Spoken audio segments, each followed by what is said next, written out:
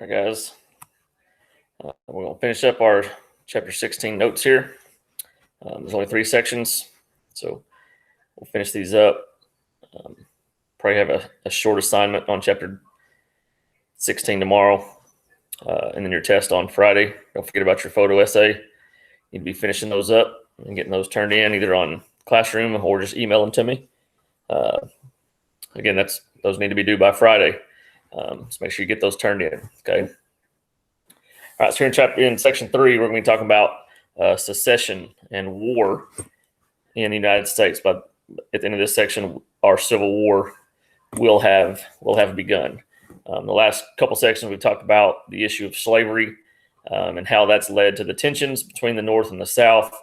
And now we'll see in this section how it gets to a point where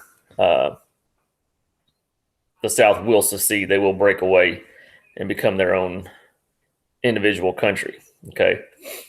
In 1860, we're going to have a presidential election. And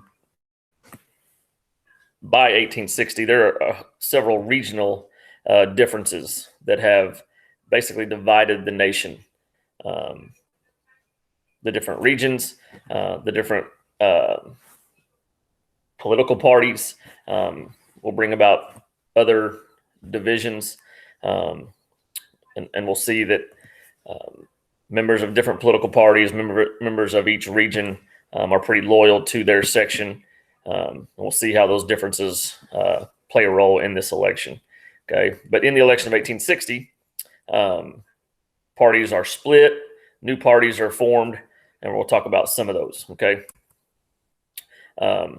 so the Democratic Party is one of those that will be split. You've got Northern Democrats and you've got Southern Democrats. Okay, and both groups are going to nominate a different individual for president.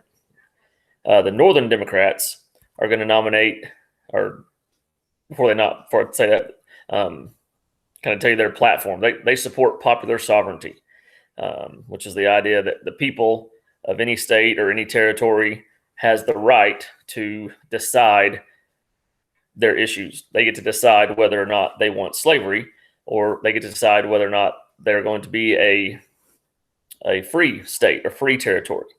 Okay, so that's this idea of popular sovereignty. They're going to nominate a man who we've talked about by the name of Stephen Douglas, who had been the Illinois senator, defeated Lincoln in the 1858 Senate race, and now he's going to be nominated for president by the Northern Democrats. You've got the Southern Democrats. That their stance is basically to uphold slavery. That's what they want. Basically, all the slave states throughout the South were Southern Democrats, and they're going to nominate a man named John C. Breckinridge as their presidential candidate. I got pictures here. There's Stephen Douglas, who we've seen, and then John Breckinridge. A new party will be formed in the presidential election or presidential race of 1860. Moderates from both North and South are going to come together. They're going to form what was called the Constitutional Union Party. Okay, and when it came to slavery, they took no position. They're not for it. They're not against it. They're basically, let's uphold the Constitution and go from there. They're going to nominate John Bell, and he won't play just a huge role in the election. A little bit, but not a ton. And I'll show you a map here in just a second of that. You're going to have a fourth candidate in the presidential election of 1860. That's going to be the Republican Party, and they're going to nominate a man who we know as Abraham Lincoln. Remember, he made a name for himself after the Lincoln-Douglas debates that we talked about. He becomes very popular after that Senate race, and he will receive the Republican nomination for president in 1860. The Republican stance, they basically wanted to leave slavery alone where it already existed. Okay? Their goal was not to come in and take slaves out of the South. They were going to leave it alone. However, they did want to ban slavery against moving into other areas, into different territories.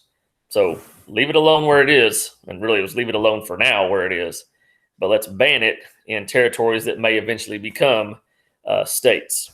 So that was their stance when it came to slavery. After the votes were cast, because the Democrats were divided in their stance, you had Northern Democrats, Southern Democrats, Abraham Lincoln is going to win the election of 1860. You can see he takes all of the northern free states in red there. And because the northern states were more populous, he was able to win those states and win those electoral votes. And obviously, if the higher the population that you have, the more electoral votes that you have. You can see the southern states in green, although Breckinridge won all of those states didn't have a whole lot of electoral votes at the time. Obviously, today, some of those states have a lot more. But Lincoln wins the election. When it came to the voting, the southern states, normally all the states will put all the candidates' names on the ballot. You vote for who you think is going to become president. The southern states didn't even put Lincoln's name on the ballot, so they couldn't even have voted for him even if they wanted to, because his name wasn't on the ballot. Okay, but he will win the election, and he will become the 16th president of the United States there in 1860.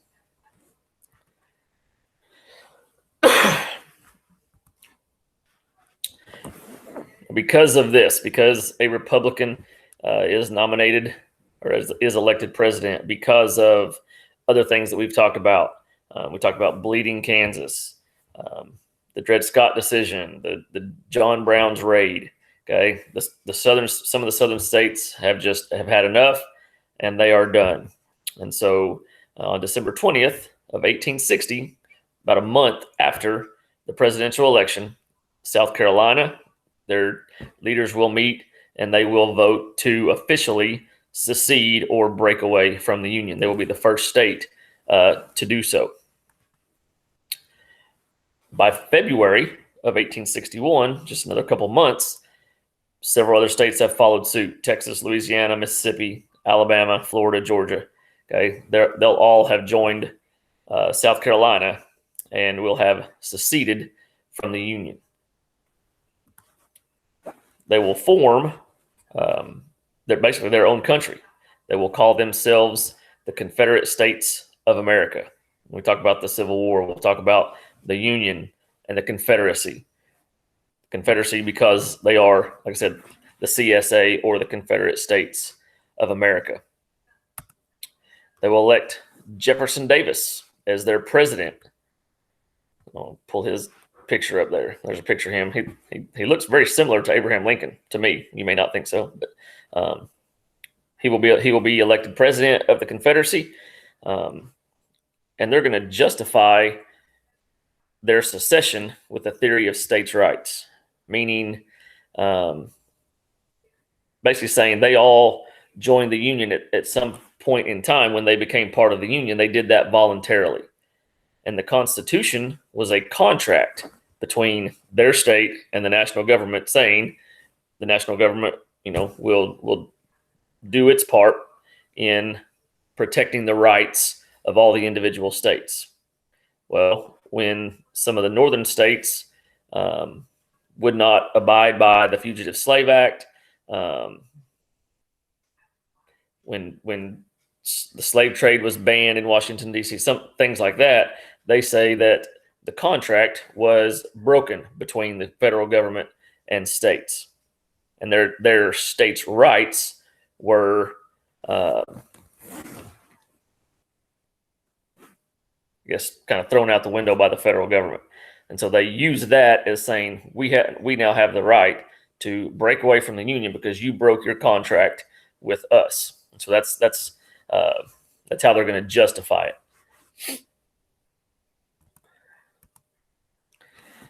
There are mixed emotions when it comes to secession.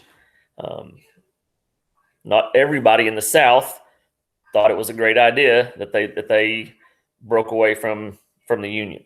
A lot did. I mean, they went out and celebrated in the streets when it happened and were excited about it, but not everybody had that same emotion. People in the North, there were some that said, if the only way that we can keep the Union together is to give in to slavery, then let's just let the Union be destroyed. They were all for the South seceding, if that meant doing away with slavery in the Union. And so emotions are running high. They're mixed.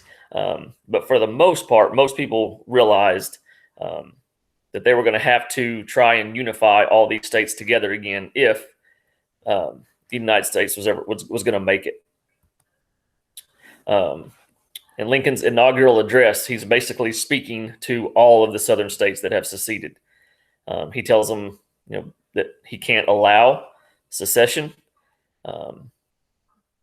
He tells them that if it does come, basically if it comes to war, it'll come to war because the South will be the aggressor and will have attacked the Union. He's telling him he's not going to attack them, but he does tell them he can't allow secession. He does try to hold on to federal property, federal forts and arsenals and things that are in the South, because by this time, the southern states are trying to seize those federal arsenals and those federal forts that are located in the South. These military installations, like I said, the arsenals that house lots of weapons and ammunition, some of the southern states are now seizing those things and taking them away from the federal government. Well, Lincoln vows to, hold on to those things if at all possible.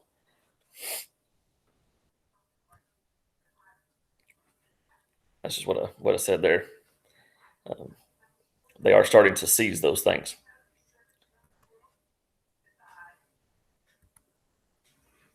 Okay, in April of 1861, Lincoln gets word that the federal Fort Sumter, just off the coast of South Carolina, is running low on supplies.